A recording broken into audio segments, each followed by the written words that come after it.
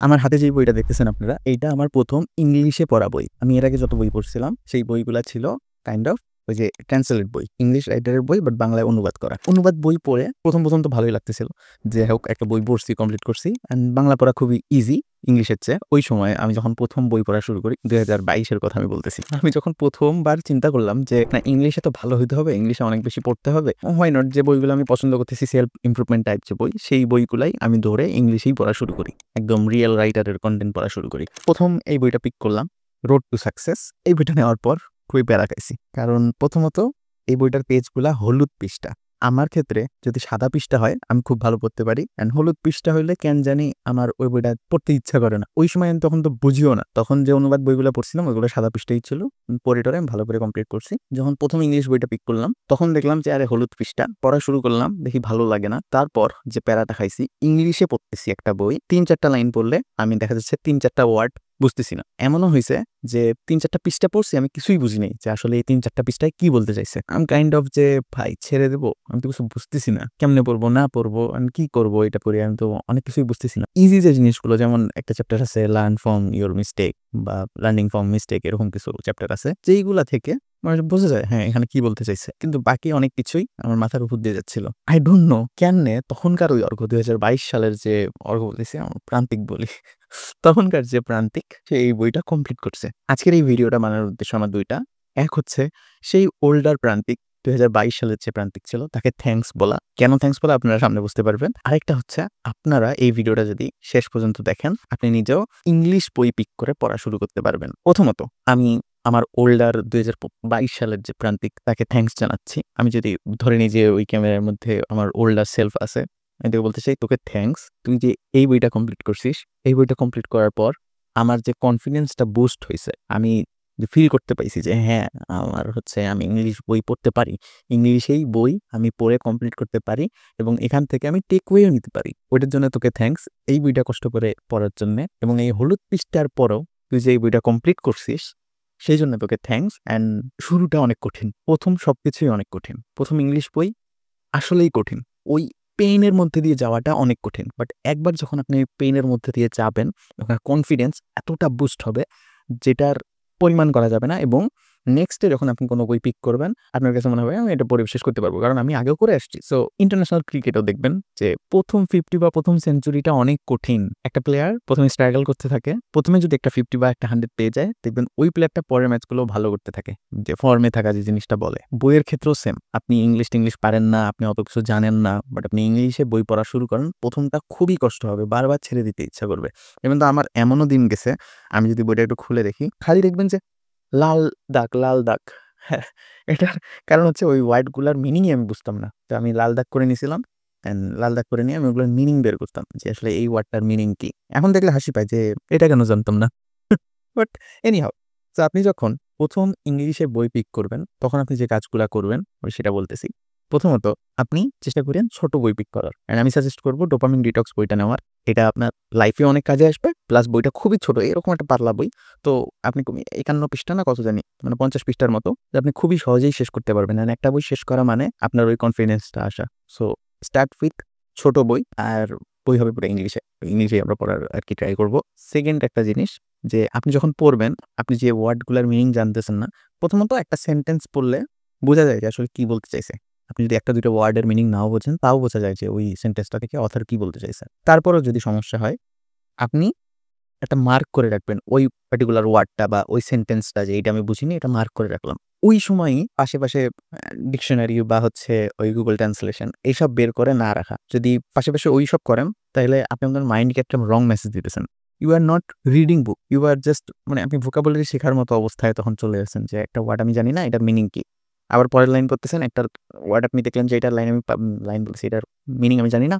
আপনি Google translate বের করে ওইটার মিনিং বের করলেন। So you are not reading. আপনি ওয়ার্ডের মিনিং পড়তেছেন, নট রিড করতেছেন একটা বই। তো যে সময় আপনি রিডিং করতেছেন, যে সময়টা আপনি ঠিক করলেন যে এই সময়টা আমি বই পড়বো। সো ওই সময়ে কিছু না বোঝেন, না জানেন, আমি জানি না এখানে দেখা যাচ্ছে না, এখানেও লাল দাগ অনেকগুলো আছে। তো না বোঝেন, না জানেন, এই পৃষ্ঠাটা কমপ্লিট পড়ে ফেলেন।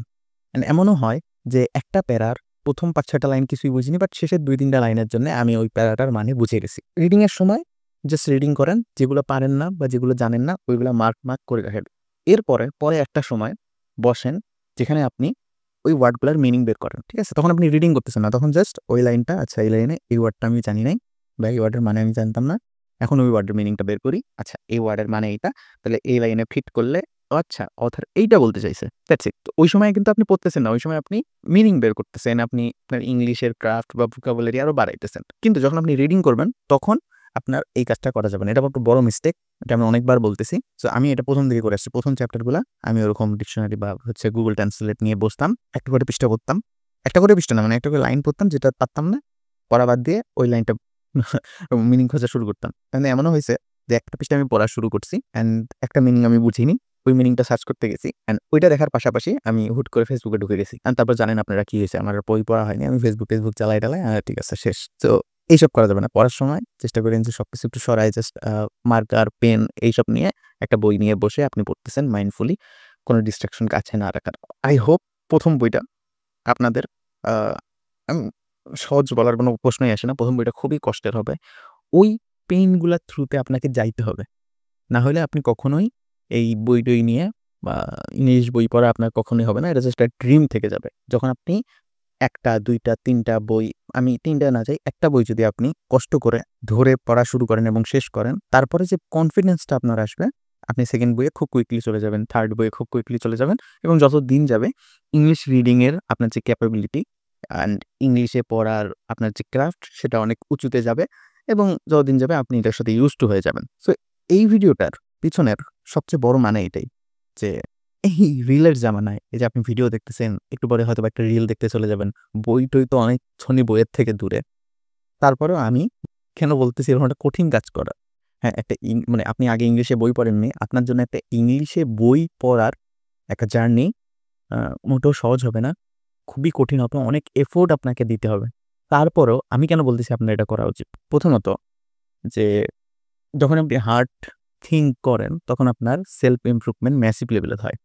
আপনি ১০০০ টা মোটিভেশনাল ভিডিও দেখেন, আপনার তেমন কোনো লাভ হবে না। বাট যদি আপনি জাস্ট সকালে উঠে আপনার মানে বিছনা ঠিক করা শুরু করেন, তারপর মশারি গুছায় রাখেন, হ্যাঁ? ঘর ঝাড় দেন, নিজের ওয়ার্ক স্পেস যেটা আছে সেটা যদি পরিষ্কার করেন, ওইটা আপনার অনেক সেলফ ইমপ্রুভমেন্ট করবে। কারণ আপনি একটা ডুয়ার হয়ে গেছেন। আপনি জিনিস করতেছেন, নট ভাবতেছেন, দেখতেছেন এমন না। আপনি জিনিস করা শুরু করছেন এবং এটা আপনার পার্সোনাল ইমপ্রুভমেন্টে অনেক সাহায্য করবে। এবং 2nd, লাইফে এমন অনেক সময় আসে যখন আমার লো লাগে বা মনে হয় যে না, things are not going in my way বা আই এম লুজিং। ওইরকম সময় না খুবই দরকার হয় একটা বইয়ের একটা লাইন, বা আপনি জানেন না কোনখান থেকে সেই ফায়ারটা আসবে।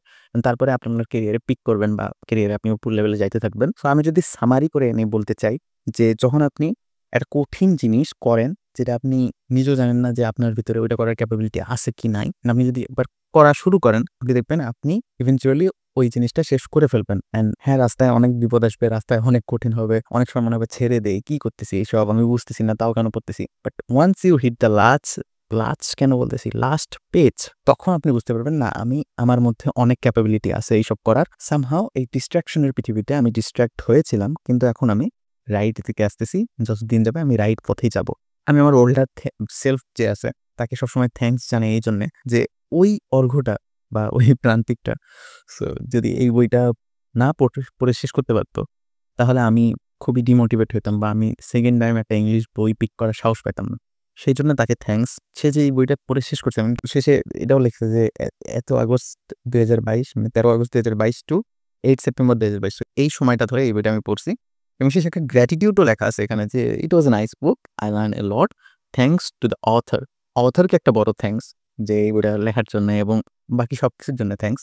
এই বইটা আমার কাছে আসছে সবকিছুর জন্যই আরকি। আমি তখন খুবই গ্র্যাটিটিউড ফিল করতাম, এখনো করি। ছোট কিছু হলে বা কেউ একজন যদি কমেন্টও করে, একটা ভালো কথা লেখে, একটা ছোট যদি অ্যাকশনও নেয়, আমি খুবই থ্যাঙ্কসফুল হই তার কাছে যে একটা ভিডিও বানাইছি অ্যান্ড সে দেখে সে কমেন্ট করছে, খুবই ভালো লাগে। আমি বারবার সরে যাচ্ছি কারণ আমার এই ভিডিওর জন্য কোনো স্ট্রাকচার ফলো হচ্ছে না। আমি কোনো স্ক্রিপ্টও লিখিনি। আমার জাস্ট হুট করে মনে হলো যে আমার ওল্ডার সেলফকে একটা থ্যাঙ্কস জানানো উচিত এই বইটার জন্যে। যে এই বইটা সে কিনে পড়ে শেষ করতে পারছে, যার কারণে আমার এত কনফিডেন্স বুস্ট হইছে। আমি আরো ইংলিশ বই বিক্রি করা শুরু করছি। এখন আমি ইংলিশ বই ছাড়া কোনো কিছু পড়ি না। এটা হইছে এই একটা বইয়ের জন্যে। আর জাস্ট এই একটা বই বলতে এই রোড টু সাকসেস বইটার জন্য না। যে কোনো একটা ইংলিশ বই পড়ে শেষ করছি, এটার জন্যই আর কি। আর এখানে একটা টিপস আমি আপনাদেরকে দিয়ে রাখি। আমি জানি ভিডিও প্রচুর আবল-তাবল স্ট্রাকচারে যাচ্ছে, একবার অমুক, একবার তমুক, একবার থিংস। কোনো স্ক্রিপ্ট নাই তো, কোনো মানে স্ট্রাকচার বুলেট পয়েন্টও নাই। যার কারণে আজকে এই অবস্থা। বাট আমি একটা জায়গায় আপনাদেরকে একটা টিপস দিয়ে রাখতেছি যে কখনো ই-বুক বা হচ্ছে অডিও বুক এইসবের পিছনে দৌড়েন না। অবশ্যই যদি এইসব টাকা দিয়ে কেনা লাগে তাহলে ঠিক আছে। ভালো হয় যে যদি আপনি আপনার পকেটের টাকা খরচ করতেছেন এবং পকেটের টাকা খরচ করে এরকম একটা কপি কিনলেন, ঠিক আছে? কপি বলতে এরকম হার্ড কপি, সফট কপি যাই বলি না কেন। এটা যদি আপনি করতে পারেন তাহলে আপনি একটা ম্যাসিভ এফোর্ট নিয়ে ফেলছেন বই পড়ার প্রতি, পার্টিকুলারলি ইংলিশ বই পড়ার প্রতি। যখন আপনি নিজের পকেটের টাকা খরচ করেন তখন একবার না একবার হইলেই আপনি এই বইটা খুলবেন, দেখবেন, পড়ার চেষ্টা করবেন। যদি না হয়, হ্যাঁ, আমি যদি আপনাকে এটা বই দিয়ে বলি যে এটা নেন, আপনি পড়েন, চান্সেস অনেক বেশি আছে আপনি বইটা কোনোদিন খুললেও দেখবেন না। জাস্ট হইতে পারে ১ম একদিন এনে একটু খুললেন, দেখলেন, বাট এর পরের দিন থেকে আর খুলবেনও না। যখন আপনার অপরচুনিটি আছে যে ওই টাকাটা দিয়ে আমি রেস্টুরেন্টে গিয়ে খাইতে পারবো বা ধরেন কোনো কিছু একটা করতে পারবো, বাট ওইটা না করে আপনি যদি ওই জিনিসটা স্যাক্রিফাইস করে একটা বই কিনলেন, তাহলে দেখবেন ওই বইটার প্রতি আপনি অবশ্যই যাবেন। অ্যান্ড সেকেন্ড, এরকম একটা সফট কপি বা হার্ড কপি কেনার একটা বড় ফায়দা হচ্ছে যে আপনি যেখানে সবচেয়ে বেশি যান, আমি যেমন আমার ওয়ার্ক স্পেসে আমার এটা, আমি এখানে আমি প্রতিদিনই আসি। তো আমি যদি বইটা এখানে রেখে দেই, আর আমার চোখের সামনে বারবার এই বই জিনিসটা আছে। একবার না একবার আমি এই বইটা তুলবো। আর একবার যদি আমি এই বইটা হাতে তুলি, এখন আমার এরকম অবস্থা যে একবার একটা বই হাতে তুললে আমি ২০-২৫ পৃষ্ঠা শেষ করে ফেলবো। কিন্তু তখন ওরকম ছিল না। তখন ২ পৃষ্ঠা, ৩ পৃষ্ঠা পড়তেই অনেক বেশি কষ্ট হইতো। একদমই নতুন, নতুন জিনিস কিছু জানতাম না। ওই জিনিসগুলা দিয়ে আসছি বা ওই যে ওই ওল্ড প্রান্তিক ওই জিনিসগুলা দিয়ে আসছে, সেটার জন্যই তাকে থ্যাংকস। আবারও ঘুরে ফিরে একই জিনিস হইতেছে। আর ভিডিও লম্বা না করি। আই হোপ আমি খুবই এলোমেলো ভিডিও বানায় ফেলছি। এটার জন্য সরি। বাট যেটা আমি বুঝাইতে চাচ্ছি যে আপনার একটা ইংলিশ বই যদি আপনি পিক করেন এই ভিডিওটার পর, আমি অনেক গ্রেটফুল হব। আর আপনি আমাকে জানায়েন কমেন্ট করে যে এই ভিডিওটা দেখার পর বা এই ভিডিওটা দেখার পর বলার দরকার নেই যে আমি এরপর এই বইটা কিনবো এবং নিজের টাকা খরচ করে কিনবো। অ্যান্ড আমি ওই বইটা পড়ে শেষ করব। শেষ করার পরও আপনি আবার আমাকে কমেন্ট করে জানাইতে পারেন।